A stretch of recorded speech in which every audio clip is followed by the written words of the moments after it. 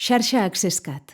Xarxa d'innovació en accessibilitat de Catalunya, mitjans, educació i cultura. Generalitat de Catalunya. Departament de Recerca i Universitats. Les pinzellades d'AccessCat, el 6x15 de 2025.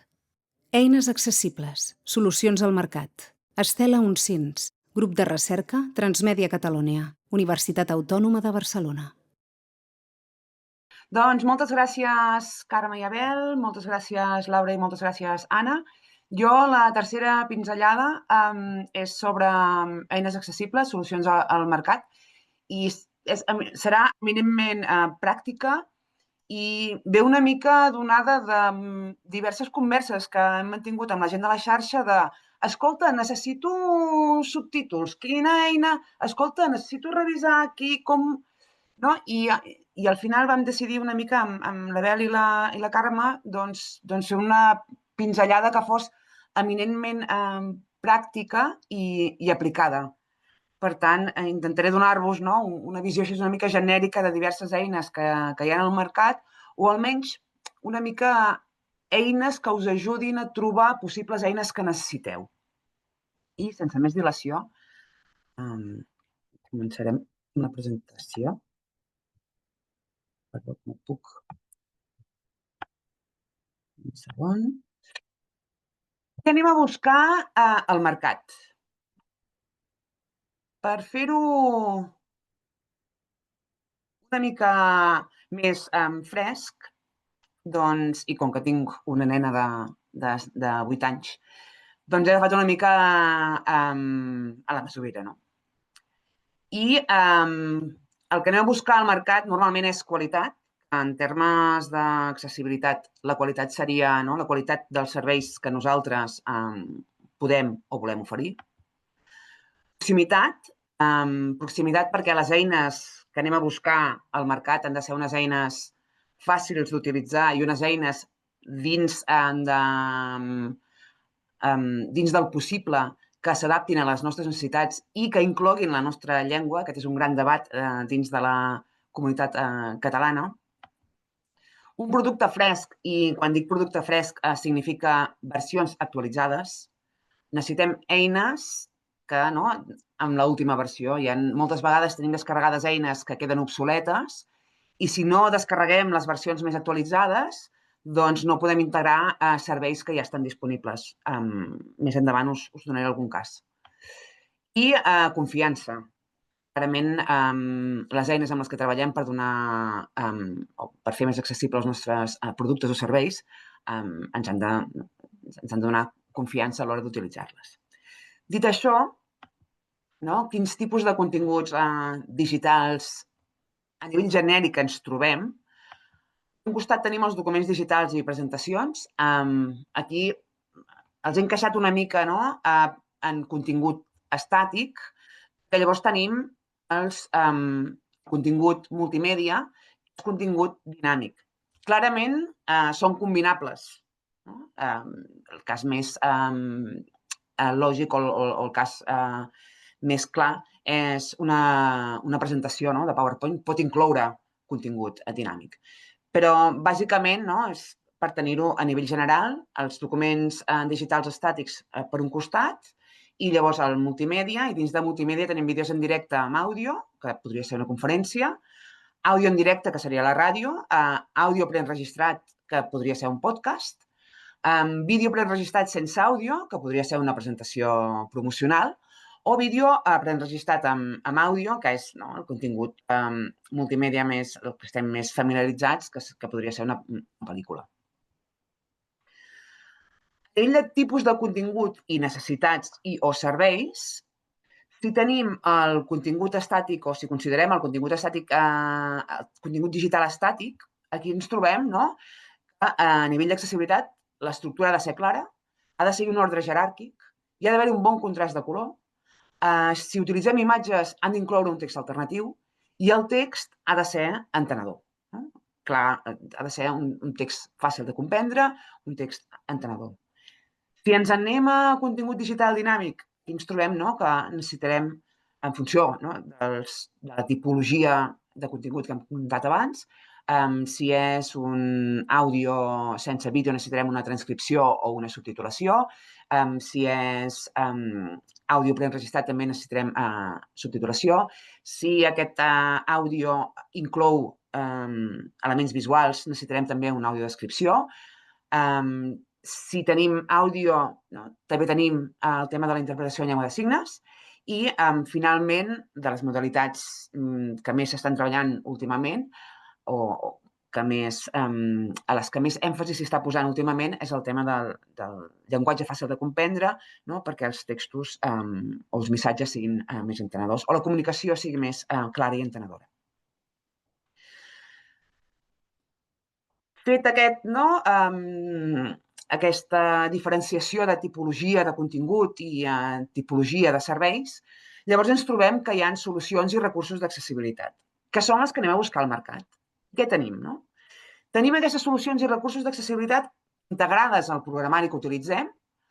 En aquest sentit, tenim la revisió d'accessibilitat que ens ofereix tant Word com el PowerPoint. La gran majoria de nosaltres treballa amb Word i amb PowerPoint, i la revisió de l'accessibilitat està integrada dins del propi programa. Per tant, fem-ne ús. Si està integrada, la podem utilitzar. I llavors, les persones que es dediquen a subtitulació, el Subtitle Edit té integrat el reconeixement de parla, en aquest cas Whisper i Bosch. Jo personalment recomano Whisper perquè a nivell de... és molt més exacte, a nivell d'accuracy, no em surt la paraula. A nivell de precisió és molt més precís, i en funció del tipus de model que descarregues o que utilitzes, el reconeixement encara és molt millor.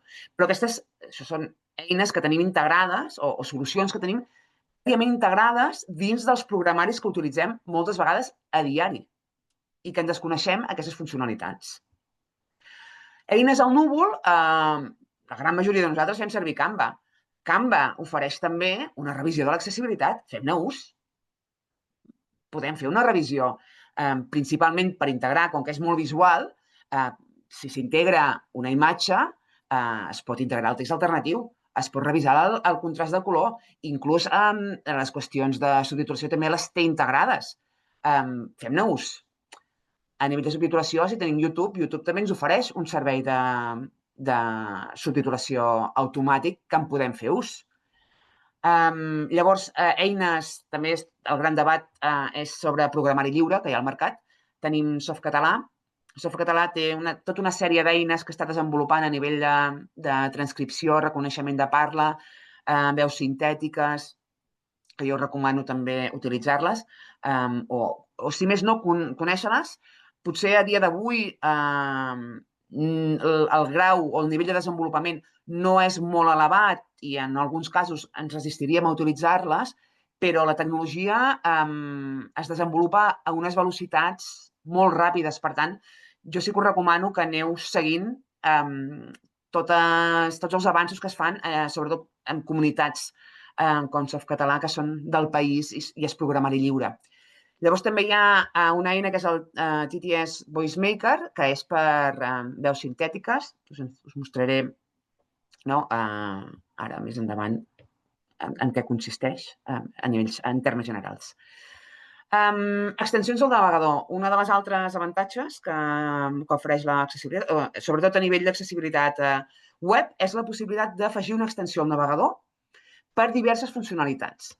Aquí tenim, per exemple, Funkify. És una extensió que podem afegir al nostre navegador, i si fem algun tipus d'activitat, inclús de sensibilització, doncs podem jugar amb Funkify per simular una persona amb dislèxia, per simular una persona amb baixa visió, per simular una persona que no diferencia bé les intensitats de colors. Llavors també tenim HeadingsMap, que és una extensió que el que revisa és l'estructura jeràrquica dels documents. Tenim Web Developer, que el que fa és una revisió del text alternatiu. Moltes vegades tenim el fet que ens demana un text alternatiu. A vegades no som nosaltres les persones que som encarregades de posar el text alternatiu i l'hem de revisar, i per poder-lo revisar necessitem una eina. Doncs Web Developer és una eina fàcil d'utilitzar i molt eficaç a l'hora de revisar textos alternatius. Llavors tenim altres eines com és el WebAIM Contrast Checker o el Wave per fer simulacions de contrast de color revisions de contrast de color o el Wave, que és una revisió de l'accessibilitat web, també es poden utilitzar. I llavors també comptem amb programari específic i en aquest cas el que tindríem és dues solucions que us presentaré. Són el TPG Color Contrast Analyzer, que és per documents PDFs o documents no web que tenim descarregats, o l'Able Player, que és un media player que també inclou serveis com és la interpretació en llengua de signes. Mirem-lo, veiem una mica com són les seves interfícies. A Word, PowerPoint, al menú principal us aneu a revisió, comprovar l'accessibilitat i allà en el menú lateral dret us posa totes les problemàtiques que el vostre document Word o la vostra presentació PowerPoint presenta. I podeu anar problemàtica a problemàtica, li aneu donant clic i podeu anar solucionant. O sigui, és bastant intuïtiu i l'ajuda de PowerPoint i de Word és molt eficaç i entenedora. En el cas de PowerPoint i en el cas que feu una presentació, aquí sí que està limitada, no ofereix el català, però en el cas que feu una presentació en anglès o en castellà, el que podeu fer és activar la subtitulació. O sigui, si feu una conferència en directe i necessiteu subtítols en el cas del castellà i en el cas de l'anglès, els podeu activar des de PowerPoint. Inclús us permet posicionar els subtítols en funció a la pantalla. Què més tenim? Recursos integrats, al cas de Subtitle Edit. Subtitle Edit, si carreguem un vídeo, podem anar a vídeo i té una funcionalitat que és audio to text, reconeixement de parla a través de Whisper o audio to text a través de Bosch, ambdues. I fent aquesta presentació m'he donat que inclús ara, recentment, el que també ha afegit Subtitle Edit és el text to speech. O sigui, per tant, també inclou el fet d'incloure síntesis de veu dels textos que li oferim nosaltres. D'aquí us deia que és important agafar les últimes versions, en aquest cas és la versió 4 del Subtitle Edit, perquè es van fent actualitzacions que van incloent noves funcionalitats d'accessibilitat que podem tenir en compte en els nostres productes o serveis que oferim. Més tenim, a nivell d'eines al núvol, Canva, revisió de l'accessibilitat. Tenim el disseny fet, en aquest cas és una presentació, però també si fem qualsevol tipus de disseny, ens anem a Archivo, Accesibilidad, i aquí revisar l'accessibilitat del disseny. Vaja, almenys per fer una primera revisió. És important, hi ha coses que ens passen per alt. Per tant, jo sí que recomano fer una primera revisió abans d'enviar-ho a una revisió molt més exhaustiva. Què més tenim? El TTS Maker, que són les veus sintètiques. En aquest cas, en aquests dos casos són eines que tenen una versió lliure, gratuïta, però que llavors, si pagues, tens més funcionalitats. En aquest cas són veus sintètiques, s'ofereix el català, la versió gratuïta està limitada a un nombre de caràcters. En català ofereix dues veus, una de masculina i una de femenina, i la part bona és que et permet seleccionar el tipus d'arxiu, seleccionar la velocitat, seleccionar el volum, seleccionar el to, seleccionar la durada de les pauses i tot això automàticament.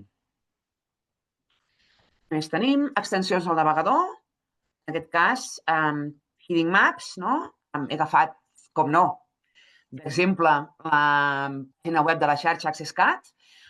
És una extensió que carreguem al Chrome i quan li donem clic aquí, com podeu observar, a la part lateral esquerra ens ofereix com està estructurada la pàgina web, que veiem que l'estructura és jeràrquica. no? Posició 1, posició 2, posició 3.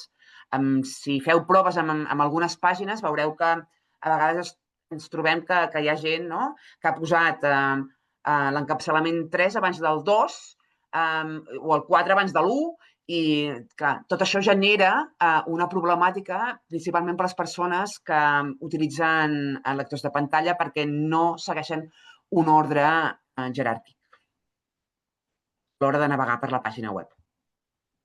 El Web Developer és el que et permet també, és una extensió que el que et permet té diverses funcionalitats, però una de les més interessants és que et mostra el text alternatiu que s'ha posat en una imatge en concret. No? Surt en color vermell. Quan el cliques i l'actives, en aquest cas, no, en surt 324, he agafat la pàgina web de notícies del 3CAT i en surt, no, els dos logos. O també en surt imatge dels bombardejos de Tel Aviv. Aquesta és d'avui al dematí. Clar, problemàtica. Una de les problemàtiques, una de les recomanacions quan escrius un text alternatiu és principalment no posar imatge de, perquè el lector de pantalla llegeix imatge de, imatge de. Per tant, és reiteratiu. Aquesta eina el que ens serveix o el que ens pot servir és per revisar els textos alternatius que s'ofereixen. Els nostres, o que oferim. O que ha escrit un altre departament i nosaltres podem revisar-los. El TPGI és el contrast de color. Aquesta, ja de les últimes diapositives, oferirem des de Transmèdia Catalunya unes microcredencials sobre accessibilitat. Són 4 en concret. Clar, vam demanar fer-ne promoció i ens van enviar aquest PDF, que és el disseny. I vam dir, ostres, oferim cursos d'accessibilitat, doncs els materials de promoció han de ser accessibles, com no. Per tant, el primer que vam fer va ser passar el contrast de colors. I vam comprovar, efectivament, que no passava. Per tant, es demana una iteració. O sigui, clarament, el contrast de color és important i s'ha de revisar. Ara estem en iteració d'aquests materials promocionals. I finalment, jo soc molt fan de Label Player. És un media player gratuït. Està al GitHub i una de les grans avantatges que ofereix és que es poden... O sigui, el YouTube, per exemple, que és el media player, per dir-ho d'alguna manera, més utilitzat, no ens permet pujar dues pistes d'àudio. Label Player sí que ens permet pujar diverses pistes d'àudio, per tant, la pista d'àudio de l'audiodescripció va per separat. Ens permet també afegir una finestra específica per a la interpretació en llengua de signes, que aquesta és una de les grans lluites de la comunitat signant, i crec que ja és hora que hi hagi media players que ofereixin la possibilitat d'activar o desactivar la llengua de signes per separat. I llavors també una dels altres avantatges que ofereix és la transcripció interactiva, perquè les persones, per exemple, que tenen dificultats d'aprenentatge, com pot ser una dislèxia, puguin seguir el que és el discurs a veu i ho puguin seguir també amb el text, la paraula, i es va assenyalant. I ja acabo, que amb una reflexió molt important, com no, les tecnologies estan al servei de les persones. Aquest és un disseny que representa el Human in the Loop, molt important, també en un moment en el que cada vegada la intel·ligència artificial va guanyant terreny en totes les activitats humanes. El Human in the Loop és que nosaltres tenim el poder d'activar i desactivar les tecnologies sempre que ho considerem necessari.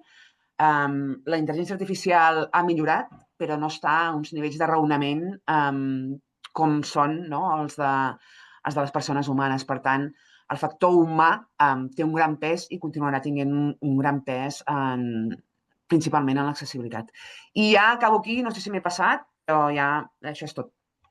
Merci. Finançament. Xarxa AccessCat.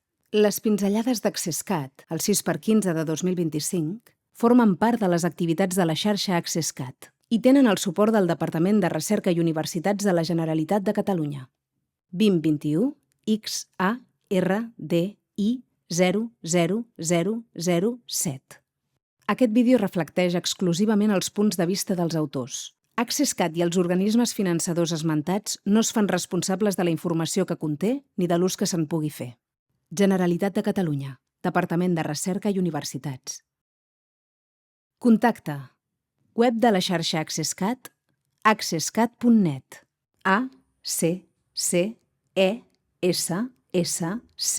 accesscat.net.